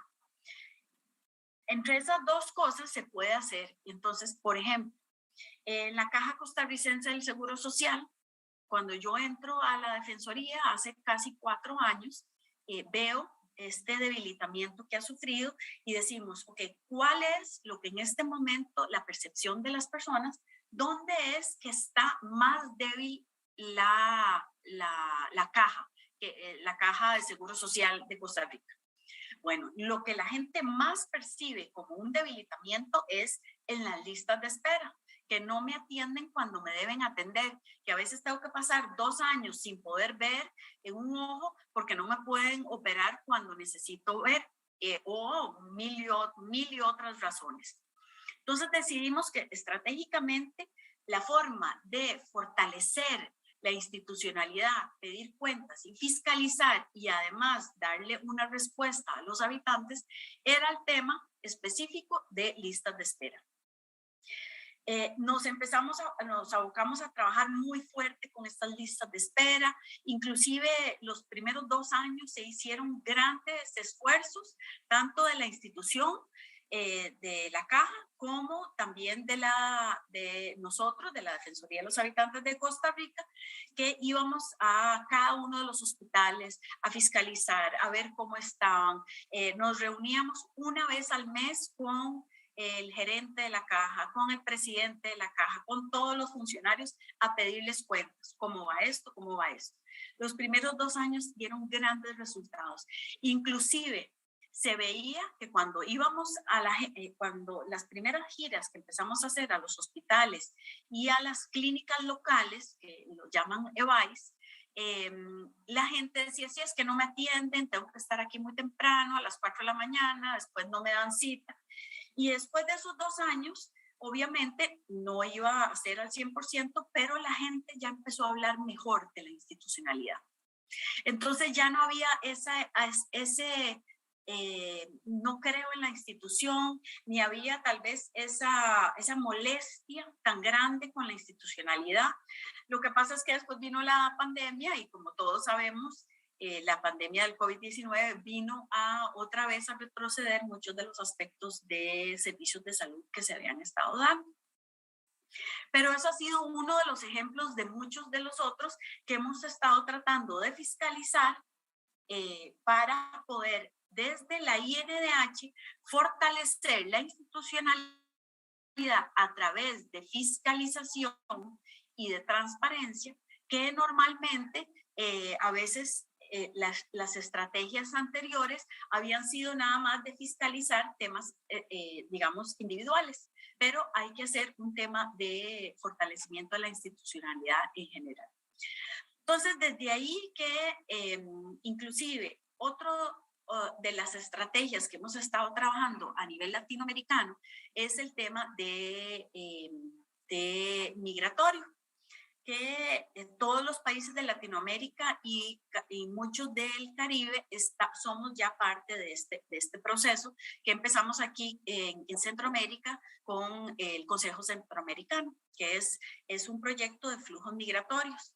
La parte primera de flujos migratorios, ya hay un consejo, hay unos documentos, ya toda esa parte primera está. La parte segunda, que es la parte más ambiciosa y que estamos apenas empezando, porque la más ambiciosa significa que es la más difícil de trabajar, la más que conlleva un tema de estrategia, es cómo, si analizamos los temas del por cual la gente se mueve y migra. Hay múltiples razones. Pero entre las, digamos, 2 o 3 razones más importantes se encuentran el nivel de pobreza, falta de empleo y seguridad. Nuevamente, esas no son las únicas, pero son las que principalmente en el mundo, no solo en nuestra región, esas son las 3 razones por las que las personas deciden migrar a otro país. Viendo ese punto de vista, la idea de esta segunda fase del proyecto es cómo hacemos para que sea un tema de prevención, porque aun cuando la migración no es un conflicto, a veces es una consecuencia de los conflictos. Entonces, ¿cómo hacemos para prevenir esos conflictos para que la gente tenga el derecho de no migrar? Porque solo hablamos del derecho que tienen las personas de migrar y de pasar a diferentes países y buscar una mejor vida, pero no hemos hablado del derecho a no migrar, el derecho que tiene el ser humano a decir, me gusta donde estoy, me gusta mi país y quiero quedarme aquí. Y que muchas veces, por las razones que ya sabemos, que acabo de mencionar, la gente no tiene otra opción y no tiene el derecho de no migrar y se ve obligada a tomar esa decisión. Entonces se convierte en una migración forzada. Desde ese punto de vista, las instituciones nacionales de derechos humanos, viendo estos 3 puntos, falta de empleo, falta de seguridad y el tema pobreza, ¿cómo se puede hacer? Porque cada uno de nuestros países, aquí estamos múltiples países, estamos Perú, Costa Rica, Argentina, Bolivia y muchos otros, donde la forma en que podemos trabajar con el gobierno es muy diferente, las CNDH. Pero ¿cómo hacemos para fiscalizar a los gobiernos en estos 3 puntos desde un punto de vista estratégico para evitar al mismo tiempo los conflictos, la violencia y conflictos? Estoy hablando de que pueden ser conflictos armados, la violencia de un país, pero también en este caso que estamos viendo es el tema migratorio. Entonces, el mensaje de hoy que les quería dar es el tema de la prevención sirve. Para los que son más desde el punto de vista económico, es muy sencillo. La prevención es mucho más barato que la reconstrucción después de una guerra. Eso no hay duda. Y no solo desde el punto de vista económico, sino desde el punto de vista social de la persona, desde el punto de vista de la salud física y mental y el estrés postraumático que crea un conflicto, que crea una guerra en una sociedad, que la cambia de por vida. Entonces, la prevención es donde nos deberíamos de enfocar. Pero desde esa prevención, como las instituciones nacionales de derechos humanos, porque a veces los gobiernos son los mismos, ellos mismos son los que producen esas guerras, son los que producen esos conflictos y son los culpables de mucha de la violencia, en algunos casos, nuevamente no en todos. Pero a veces, en algunos casos, son los culpables de forma indirecta, porque al no darle un servicio a los habitantes que tienen que darle, entonces el pueblo empieza a buscar otras formas de recibir esos servicios y de recibir esas soluciones que son tan importantes. Entonces, desde ahí, nuevamente, las instituciones nacionales de derechos humanos no solo tenemos un rol sumamente importante para el fortalecimiento de la democracia, sino que también tenemos un rol sumamente importante en todo lo que puede ser la prevención de los conflictos, prevención de guerras y en la prevención de que un país caiga en manos inclusive de temas de narcotráfico, de violencia, de corrupción. Entonces, de ahí que el rol de las CNDH es mucho más valioso de lo que la gente, más allá de este foro, porque aquí sabemos la fuerza, digamos el valor, pero afuera del foro me he dado cuenta que las instituciones nacionales de derechos humanos no son reconocidas por el valor real que tienen. Entonces, más bien les invito a que asuman. Yo sé que aquí hay varios colegas defensores y defensoras que asuman ese rol de prevención y ese rol se va a ver, los resultados se van a ver a mediano y a largo plazo, mucho más allá de que estemos aquí de jerarcas. Así que muchísimas gracias por el espacio. Muchas gracias, defensora, por su intervención. Usted nos plantea ahora, Catalina, con su intervención, nuevos escenarios para el rol de mediador de las defensorías del pueblo a partir de los problemas que se van a presentar en nuestras sociedades producto de la crisis económica y cómo es que efectivamente cuando el Estado no presta los servicios esenciales que debe prestar, alguien más lo hace, ¿no? Ocupando el lugar del Estado y en ese sentido generando nuevos espacios de conflicto. Para acabar con la presentación y siguiendo con la estructura del evento, rápidamente quisiera formular algunas preguntas para una segunda intervención de 5 minutos para poder cumplir con el programa sin que nos quedemos con algunas ideas fuerza que creo importante resaltar.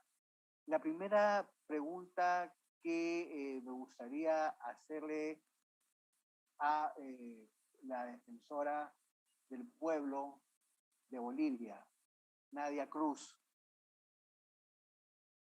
¿Cómo considera usted que los problemas de desigualdad y construcción de ciudadanía determinan el rol mediador de las defensorías del pueblo en nuestro continente? 5 minutos, por favor. defensora. No se oye. ¿Ahora sí? Perfecto. Te decía, gracias Alberto, aprovecho el espacio para mandar un saludo fraternal a Catalina, nuestra defensora de los habitantes en Costa Rica, por supuesto a Jorge Calero de la Defensoría del Pueblo de Colombia, y entiendo que también en sala está mi compañero, mi hermano Gabriel Gavino, un saludo fraternal igual desde Bolivia. Me hubiera encantado estar junto a él, pero de corazón estamos, el corazón boliviano se encuentra en ese momento allá con ustedes. Y también entiendo que está en la sala otro gran hermano, un compañero, Alejandro Nató. Un abrazo, un saludo fraternal para Alejandro. Bueno, creo que la consulta que haces nos volvería al debate del rol de las defensorías, porque claro, es bastante amplia la pregunta. En cuanto a las desigualdades y la construcción de ciudadanía, yo la voy a entender la segunda como la posibilidad del ejercicio o la permisibilidad que el Estado me está dando para el ejercicio de derechos. En ese marco, esto estará condicionado a normas, a políticas que me den los procesos, los procedimientos y además el reconocimiento para el ejercicio de esos derechos. Particularmente en Bolivia, esta temática es todavía un tema pendiente que no va por un proceso de conflictividad, va por procesos de diálogo entre el Estado y poblaciones que todavía se encuentran en un grado de marginalidad. Me refiero particularmente a las poblaciones LGBTIQ+, que debo decir para nosotros tiene un acento especial, pues en Bolivia debemos decir que la identidad de género o la orientación sexual siguen siendo determinantes para el ejercicio de la ciudadanía plena con el resto de la población. También debemos decir que en general las poblaciones en situación de vulnerabilidad, pese a que existen norma y política pública muy progresiva, con medidas afirmativas de mucho avance, lastimosamente en la realidad o al momento de generar el ejercicio de derechos, todavía te generan ciertos obstáculos o ciertas barreras para aquello. En ese marco sí se van generando como procesos de demanda, después de la demanda de la manifestación social, en algunos casos de forma escalonada, y en ese marco lo que hacemos desde la Defensoría del Pueblo particularmente es generar mecanismos de alerta temprana hacia el Estado para la atención desde la norma, la política pública, el programa o el proyecto. También podemos, o lo hemos realizado en etapas muy críticas con mesas de mediación o llamadas o recordatorios o procesamientos a autoridades que están generando respuesta un tanto irracional, desproporcionada en relación a la manifestación de las poblaciones. La desigualdad sigue siendo la madre o el origen de todos los conflictos. Las defensorías del pueblo vamos a tener una labor no solamente a nivel de la conflictividad o del proceso de diálogo, sino en algo que señalaba, si no recuerdo mal, Catalina, en cuanto a la incidencia en el Estado para que hagan o cumplan el deber que tienen en sus mandatos respecto a la población en general y a las poblaciones en situación de vulnerabilidad en particular. En ese marco, particularmente en Bolivia, tenemos diferentes líneas de intervención. Ya no trabajamos solamente en el Estado central, pese a que Bolivia es un Estado unitario, tiene autonomías. En ese marco ha reconfigurado el accionar o la forma de institucionalidad que tenemos en las estructuras del Estado, y la Defensoría se está adecuando a aquello también para poder responder dentro de las regiones, dentro del marco local. Algo que nos ha llamado mucho la atención, particularmente durante la gestión del 2020, la gestión 2021, es que si bien en el 2020 todavía la temática de salud seguía siendo un eje de los conflictos a nivel local, regional o estatal, hemos visto que el año 2021, más allá de que ha tenido un buen efecto las medidas afirmativas que se han tomado dentro del Estado boliviano, que la saludamos abiertamente, tanto en el nivel o la constatación de pruebas, de tomas rápidas de pruebas, las vacunas que en Bolivia tenemos hasta en cuarta dosis hasta para niños. Eso ha generado que eso ya no sea un conflicto para la población. Y han resurgido otros conflictos desde lo local que nos hacen ver las necesidades de la población. En ese ámbito hemos visto la urgencia por parte de los ámbitos locales para la reactivación económica, para la generación de empleo, para la inyección de capitales desde el Estado central que les permitan dinamizar las economías en el ámbito local y así poder responder a las necesidades de empleo, a las necesidades de las familias que estaban teniendo en sus territorios. En ese ámbito, una nueva lógica, una nueva línea de intervención que tenemos desde la institución es trabajar más allá de los derechos humanos clásicamente percibidos, es poder trabajar en la viabilización desde el centro del Estado hacia el ámbito local para la inyección económica en proyectos específicos que permitan generar una mejora en la calidad de vida dentro de los territorios. Creo que eso es importante.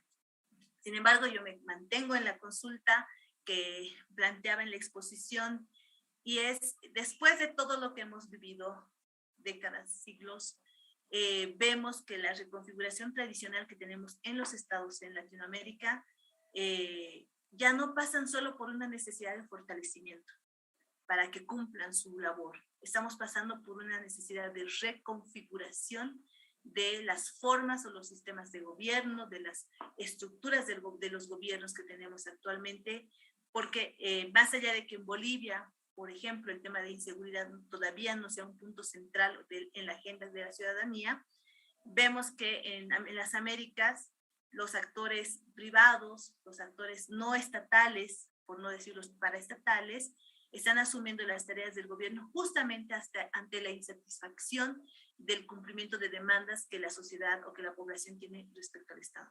Pues creo que eso hay que repensarlo y en eso obviamente también repensar las tareas de las defensorías o de las instituciones nacionales de derechos humanos. Y aquí una autocrítica muy, muy sana, creo yo, y es cuando se piensa para las Américas en instancias de persuasión, no se comprende que nuestros estados y nuestras sociedades no son pasibles solo a la persuasión. Por lo menos en Bolivia, la persuasión a veces llega a ser una limitante en cuanto a las tareas que podemos tener de incidencia con el Estado. Mi pregunta nuevamente es, o mi consulta, o mi interrogante, que no la vamos a responder, obviamente es, ¿hay necesidad de reconfigurar las estructuras o los sistemas de gobierno y de Estado que tenemos en las Américas? Yo creo que sí. Gracias, Alberto, y nuevamente a mis hermanas, hermanos que han estado presentes, el agradecimiento por la escucha y un abrazo fraterno para todas, todos y todas. Muchas gracias, Nadia. Muchas gracias, defensora. Ahora, una pregunta para Jorge Calero, por favor, intervención máximo de 5 minutos. Y la pregunta sería la siguiente. ¿Cómo definirías el rol mediador de la Defensoría del Pueblo en el contexto de conflictividad de América Latina? Y particularmente, además, de acuerdo a tu presentación, de conflictividad política en América Latina. Muchas gracias, Alberto.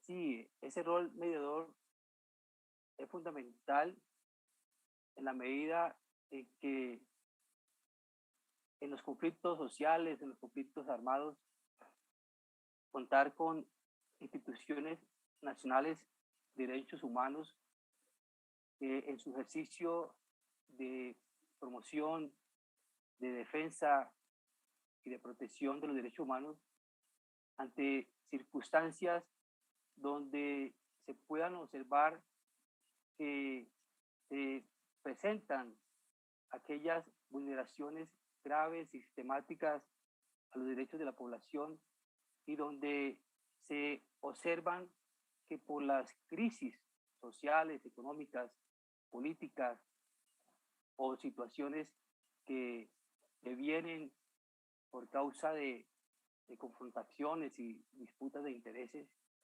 el papel de la Defensoría del de las instituciones nacionales de derechos humanos es clave para facilitar esos acercamientos, esos diálogos, ese rol de mediación, ese rol de ser ese tercero que pueda traer a las partes para lograr conocer cuáles son las necesidades para que puedan encontrar esas alternativas, esas opciones que logren un acuerdo mutuo y permitan en escenarios de diálogo presentar las diferentes situaciones de controversia.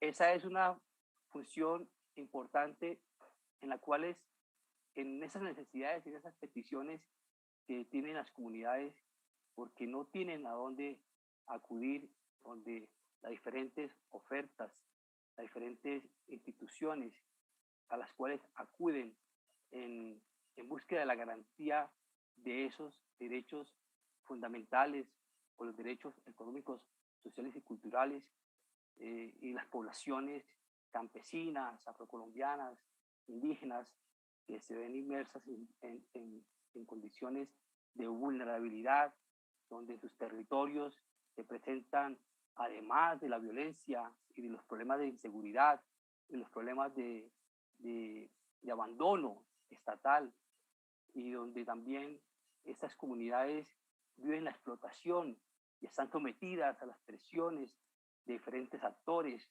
económicos, sociales, actores armados, que los lleva a condiciones de angustia, y donde sus derechos a la libertad, a la integridad, a la seguridad alimentaria, a la posibilidad de tener sustento para sus casas y tener un trabajo y la capacidad de movilizarse por el territorio o de ejercer una profesión o un oficio o buscar alternativas que puedan también procurar el desarrollo de esas personas, esas comunidades, pues acuden a estos escenarios de las manifestaciones, de las protestas, de la reclamación de los derechos.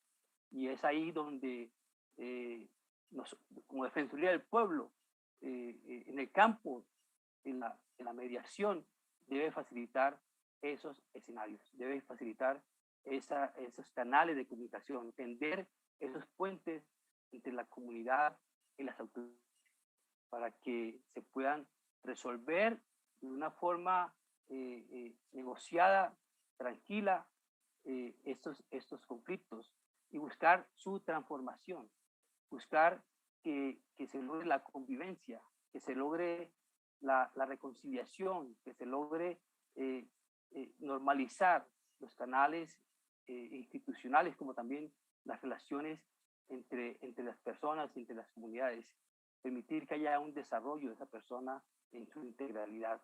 Por eso es fundamental tener en cuenta esos pasos para desarrollar una mediación tranquila, armónica, respetuosa, en el marco de la interculturalidad, de los diálogos, de respeto por el otro, de permitir que esa escucha sea activa, que se puedan atender las diferentes circunstancias y poder buscar las soluciones más acordes.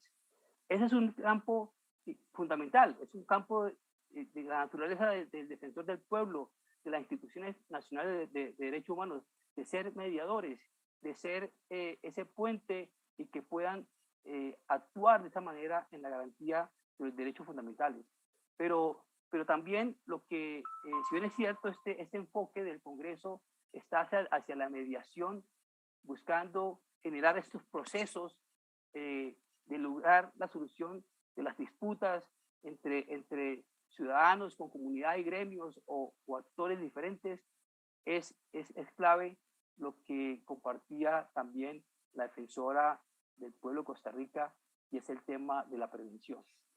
Antes de llegar a este canal de la mediación, de llegar a que un conflicto emerja o entre una cala de crisis, es también fundamental avanzar a este propósito de la prevención, identificando esas condiciones de riesgo donde pueda emerger una situación conflictiva por la insatisfacción de derechos humanos de las comunidades donde no resuelvan o no busquen la resolución de las circunstancias por la vía institucional, sino por la vía del uso de la fuerza o del uso de las vías de hecho, es clave poder avanzar también en el campo de la prevención.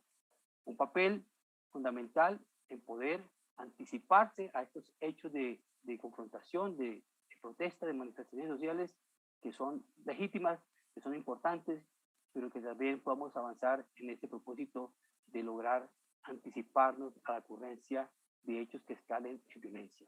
Entonces, prevención, mediación y transformación de la conflictividad social son los escenarios en los cuales se puede y se debe desenvolver muy bien las instituciones nacionales de derechos humanos para lograr esa garantía efectiva de los derechos fundamentales de sus pobladores. Muchas gracias, Alberto. Muchas gracias, Jorge. Y ahora, para terminar, quisiera formular una pregunta a la defensora de los habitantes de Costa Rica. Siguiendo con el hilo de su intervención, muy breve, por favor, en 5 minutos, Catalina. ¿Qué pueden hacer desde su perspectiva las defensorías del pueblo para prevenir el conflicto, de acuerdo a la experiencia acumulada? Bueno, gracias. Bueno, en resumidas, es un poco lo que he hablado, lo que hablé anteriormente. Lo número uno es ver claramente, en el caso de la institucionalidad, que es muy fácil ver el debilitamiento, ver cuál de las instituciones públicas, que son las que nosotros podemos fiscalizar, ver cuáles de esas se están debilitando, por qué razón, y cómo hacemos nosotros desde nuestro rol, desde nuestra competencia de fiscalizar, qué vamos a hacer para poder fiscalizar eso específico que está haciendo. Nuevamente, el caso que les puse de la Caja Costarricense del Seguro Social, lo que más estaba debilitando eso, la institución, la credibilidad, eran las listas de espera, aún cuando tenían temas de corrupción, pero eso era lo que a la gente más le molestaba. Entonces, hacer desde un punto de vista estratégico eso. Y después ver el tema de, muchos de ustedes han hablado de las alertas tempranas. ¿Cómo nosotros, yo considero que en la CNDH somos termómetros, nosotros sabemos antes de que el gobierno y que a veces la misma prensa o que la gente sepa que hay un problema, lo sabemos nosotros, porque nos llegan las denuncias. Entonces, cuando ya tenemos 50, 100 denuncias de un tema específico, sabemos que esta población tiene un problema tal y este problema se puede convertir en digamos, en un conflicto o en un acto violento. Entonces, ¿cómo vamos a hacer para ser la CNDH, ser más estratégicas en nuestro trabajo desde el punto de vista preventivo para poder mediar antes y resolver y fiscalizar antes de que el problema se haga grande y antes de que se convierta en algo violento? Entonces, la idea es, como las CNDH nos volvemos estratégicas, que a veces en el trabajo diario nos ponemos más a resolver un problema aquí, un problema allá, las miles de denuncias que recibimos, y esa estrategia de sentarse y ver a dónde es que tenemos que ir, a veces es más difícil, no tenemos el tiempo. Entonces, desde ahí, mi consejo es que las INDH se conviertan más estratégicas desde un punto de vista preventivo para poder ser el termómetro de lo que está sucediendo antes de que suceda, y al saber que eso va a suceder, como yo creo que, si no me equivoco, la defensora de Bolivia mencionó eso, lo de las alertas tempranas, entonces poder intervenir antes de que se convierta en un acto violento. Entonces eso sería, digamos lo que yo considero que es fundamental de las CNDH. Muchas gracias, Catalina. Entonces, para ir redondeando las ideas de lo presentado por nuestros 3 brillantes expositores, debemos señalar lo siguiente. Efectivamente, las defensorías del pueblo, la institución del defensor del pueblo tiene un rol mediador fundamental en las democracias contemporáneas. En América Latina, la realidad, el contexto específico de América Latina, de desigualdad y de conflictividad, hace que el rol mediador sea aún más relevante para los defensores y defensoras del pueblo. Las defensorías del pueblo presentan un reto y cómo afrontarlo dependerá de la sistematización y el aprendizaje producto de la experiencia que hemos recogido las diversas defensorías en el continente. Es importante en este sentido que la defensoría fortalezca su rol no solo mediador ante el conflicto ya existente, sino también su rol preventivo, desarrollando un sistema de alertas tempranas. Como ha señalado Jorge, y me quedo con esta frase, prevención, mediación y transformación del conflicto para atender y proteger los derechos fundamentales de las personas y de la comunidad, especial de los más vulnerables ante la mala actuación del Estado. Entonces, creo que estos son los retos pendientes: prevención, mediación y transformación. Muchas gracias, y con eso estaríamos dando por terminado el conversatorio. Gracias. A ver, muchas gracias. A ver, la foto de rigor, si nos conectamos todos. ¿Sí? Muchas gracias, Alberto. Muchas gracias, Catarina y Nadia. Perfecto. Gracias Entonces, a todos y a todas. Un abrazo. Que tengan un un feliz día. abrazo a todos. Un abrazo. Muchas gracias. Gracias. Chao. Chao, chao. Chao a todos. Gracias.